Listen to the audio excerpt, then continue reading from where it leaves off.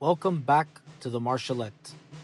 Among Napoleon's marshals, some were brilliant tacticians, others fearless cavalrymen, and a few became legends through spectacular victories. But one marshal earned his reputation through unwavering integrity, disciplined leadership, and steadfast loyalty to his nation. Today, we are exploring the life of Marshal Etienne Macdonald, the son of Scottish exiles who rose to become one of the French Empire's most respected commanders, known to many as the Gentleman Marshal. Etienne Jacques Joseph Alexandre Macdonald was born on November 17, 1765, in Sedan, France.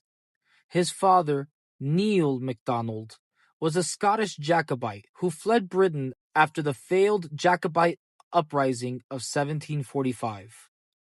Though of Scottish heritage, Jacques was thoroughly French in upbringing and embraced military service from a young age. He joined the Royal Army before the outbreak of the French Revolution, receiving his commission in the Irish Regiment of Dillon. Like many ambitious young officers, the revolution transformed his career. As aristocratic officers fled France, opportunities opened for talented men regardless of birth.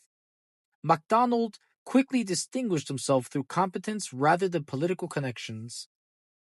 During the French Revolutionary Wars, he fought in the campaigns against the First Coalition and proved himself a capable commander in the Army of Italy. His greatest early achievement came in 1798 during the conquest of the Kingdom of Naples.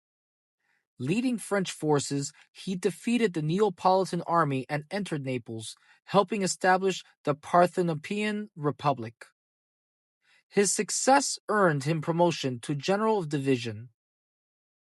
However, his fortunes soon changed. In 1799, while retreating through northern Italy, Macdonald attempted to unite with General Moreau's army. Instead, he encountered the combined Austro-Russian forces under the legendary Russian commander Alexander Suvorov at the Battle of the Trebia. Despite displaying remarkable determination and repeatedly leading attacks over 3 days, Macdonald suffered a crushing defeat against Suvorov's experienced army. Although defeated, many contemporaries admired the courage and resilience he displayed under impossible circumstances.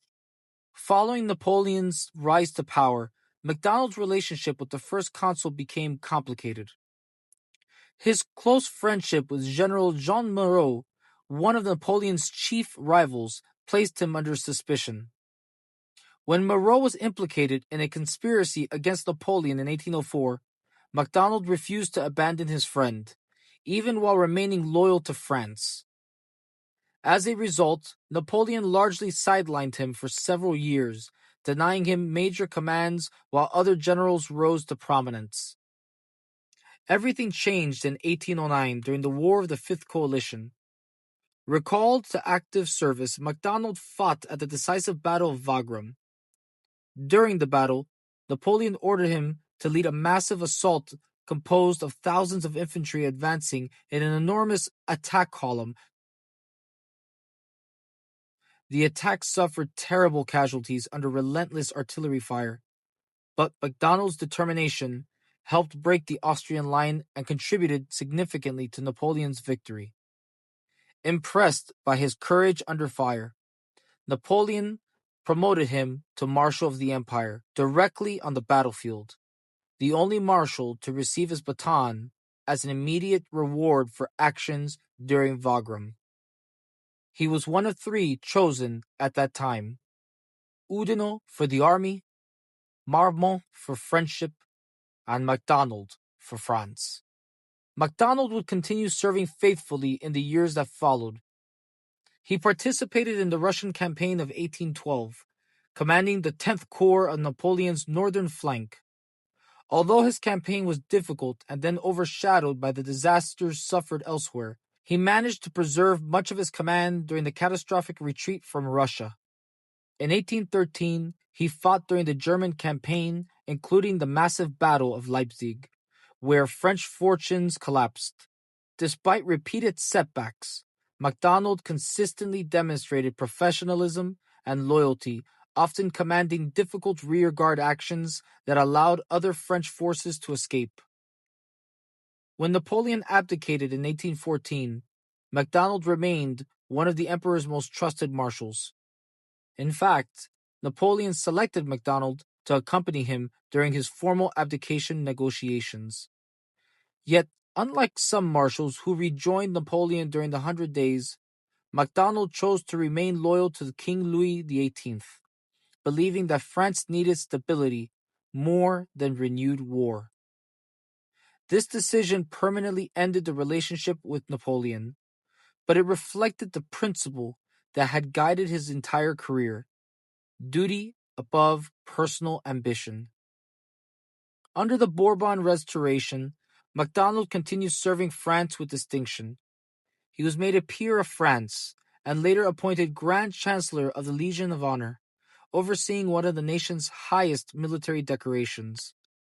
Unlike several of Napoleon's marshals, Macdonald avoided scandal, political intrigue, and personal excess. Even his critics acknowledged his honesty, modesty, and incorruptible character. Napoleon himself once remarked that Macdonald possessed one quality above nearly everyone else: absolute loyalty to his conscience. Marshal Jacques Macdonald died in Paris on September 25, 1840, at the age of 74.